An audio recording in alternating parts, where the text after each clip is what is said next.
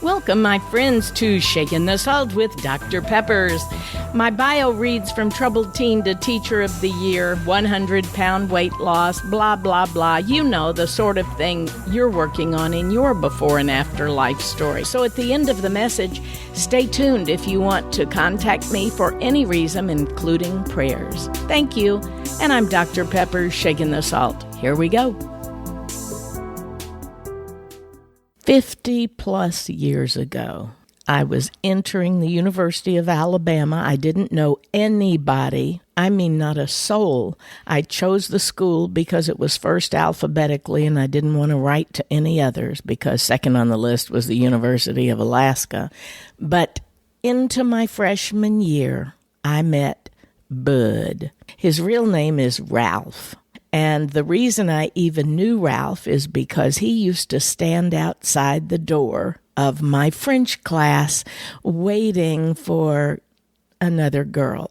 Yes, and he would carry her books and they would chat. And he'd always say hi and he seemed friendly. And he had a cute little fro and he had his ankh, which is a Egyptian cross, I guess you could say, in his army jacket, his sandals. He was a hippie, those striped bell bottoms.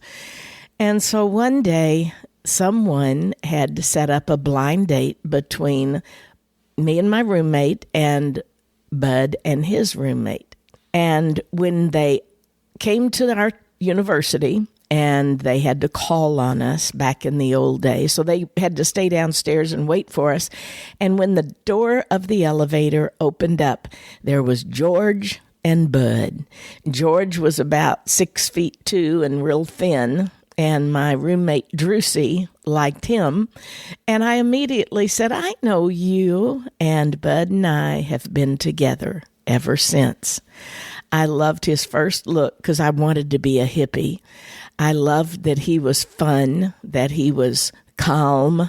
He was everything opposite from me. And don't you know they say opposites attract? And yet the other side of it was I couldn't believe that anybody could love me. For the first 18 years of my life, well, at least my last 5 of those 18 years, I had been mean, I had been angry, I had been extremely overweight and didn't fit in with my family or the school where I was. So I thought those were self-imposed chains and bars that I placed on myself. Nobody else did. My family said that they still loved me. They also had taken me to psychiatrists and counselors, but now I was off on my own, and I thought, I'm going to be so happy when I get away from here. And I got to the University of Alabama, and I felt all alone for the first time in my life. I missed my family, and I didn't have any dates. I had one guy that asked me out to a dance, and I didn't have any dance clothes, and I wasn't the sorority type. So anyway, this particular night on our first blind date, I guess it wasn't so blind because I knew who he was and he had seen me as well. And I thought he's not going to like me because I'm so fat and I was 100 pounds overweight. But he said the moment we started talking, it's as if God told him, this is the woman for you. And I don't know why it had to be God because I tried everything I could to run him off, just like I had all of the other guys I'd been with. I was mean to him. I lied to him. I was deceitful. I would make up stories. I was really needing, well, I won't say I'll say I really did need professional help. And my parents had taken me to a psychiatrist. I had seen the one at the university. I knew what it was.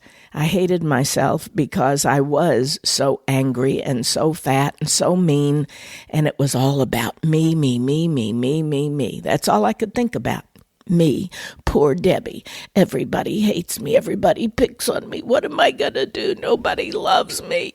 And the opposite was true. People did love me. My friends, even today, that I have been friends with for all those years, said they just thought I was hilarious and funny, and they felt sorry for me because I wasn't happy. But they said, you were smart, you were fun to be around.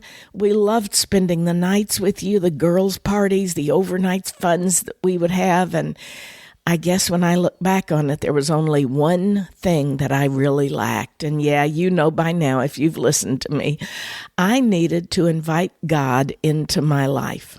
I wanted Bud into my life, but Bud couldn't save me. Bud could help me. Bud could love me. But there is no one that could change me like God did.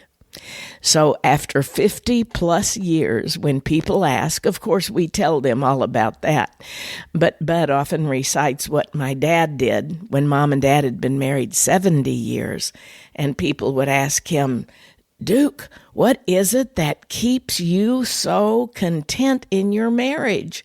He said, well, I love my sweetie. And Judge said, yeah, but give us some advice. What's the best advice you could give us? Just in a couple of words. And Daddy said 2 words.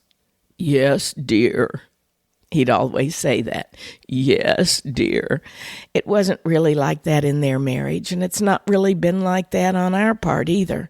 But I do believe that God back in 1969 pointed out that cute little hippie and that fat little hippie girl that both needed love and they both needed God.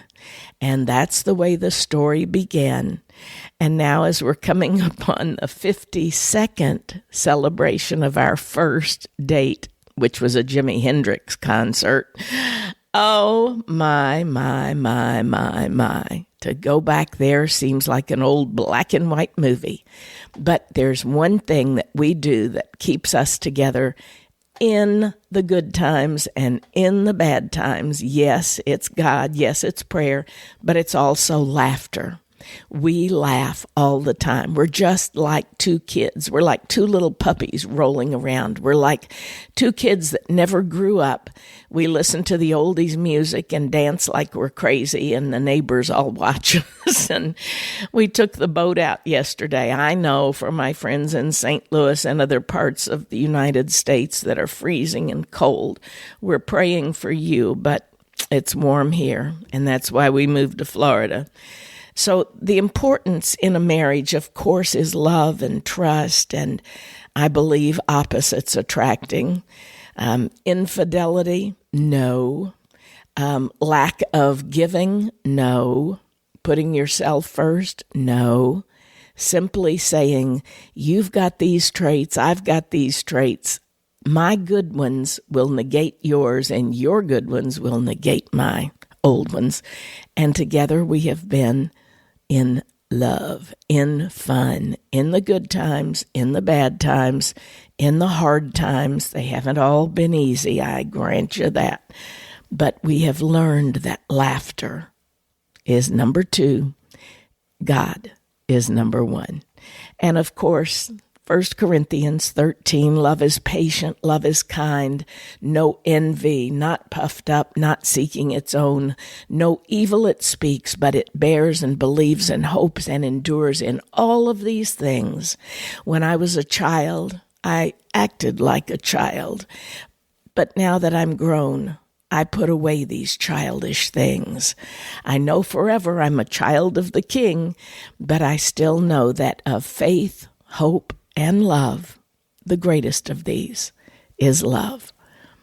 So thanks to my sweetie, 52 years next month, and to all of my family and friends, my church family, my Bible study family, my radio family, my past TV and radio families, my school families, all of the teachers I taught with all those years, the 10,000 students that I taught through the years. My life has been full and enriched and blessed because God was there all the time. He was there all the time. He was there all the time, waiting patiently in line.